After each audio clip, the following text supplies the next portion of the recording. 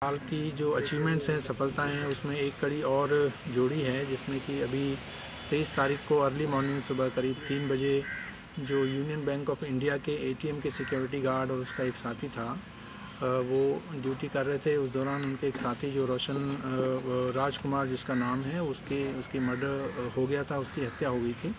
वो untraced case था। उसको हमारी CIA 1 जो कुरुक्षेत्र पुलिस की है, उसको सुलझाने में सफलता प्राप्त की है और उस संबंध में जो उसका मुलजिम है रोशन लाल, उसको अरेस्ट किया है। इसमें जो डिटेल सामने आई है वो ये है कि रोशन लाल ने अपने जो रिश्ते में उसका भतीजा लगता है राजकुमार, उसको वहाँ सिक्योरिटी ड्यूटी के लिए अपने साथ में रखा हुआ था और ये उसको प्रॉमिस किया हुआ था कि जो भी उसको तनख्वाह मिलेगी उसका आधा हिस्सा वो उसको देगा।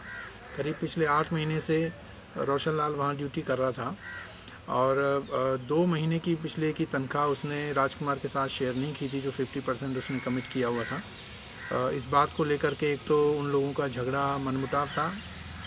एक और बात भी उसकी पूछताछ में अभी तक सामने आई है कि किसी एक पूनम नाम की लड़की के साथ उसके इलिसिट रिलेशंस थे मृतक के। उस संबंध में भी उन लोगों की कहासुनी और लड़ाई झगड़ा पहले हो चुका था। तो ये मेन 2 मुख्य कारण अभी तक मर्डर के सामने आए हैं। मुलजिम रोशन लाल को अरेस्ट किया गया है। आज उसको प्रोड्यूस करके पुलिस रिमांड उसका लिया जाएगा और बाकी कोई भी मैटर में क्या एंगल हैं, किस भी और कोई कारण तो नहीं है इसके, या असला जिससे उसने मर्डर किया है, उनकी बरामदगी की जाएगी। तो प्रारंभिक पूछताछ में इतनी बात आई है क्योंकि कोई भी मर्डर या कोई भी ऑफेंस होता है तो उसमें हम लोग उसका मोटिव में ज़रूर जाते हैं कि उसके पीछे मकसद क्या था, क्यों उसको उसने मारा।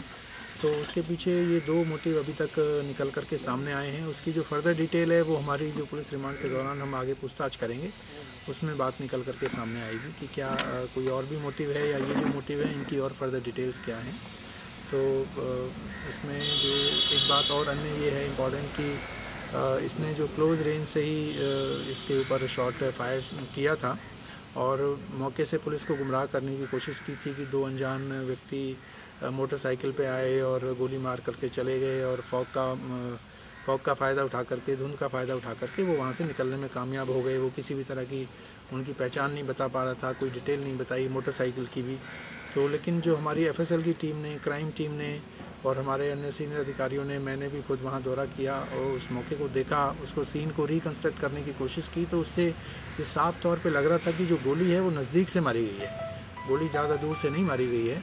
तो उस बात को लेकर के वो डाउट मन में क्रिएट्स हुए और उन संदेह के आधार पर जो फर्दर पूछताछ की गई तो फिर ये बात उसने मर्डर करने वाली बात को बोली और उसके बाद उसको अरेस्ट किया गया। ये वेपन बरामद कर लिया? वेपन अभी बरामद किया जाएगा। पुलिस रिमांड उसका आज अरेस्ट करके उसको पेश करके लेंगे।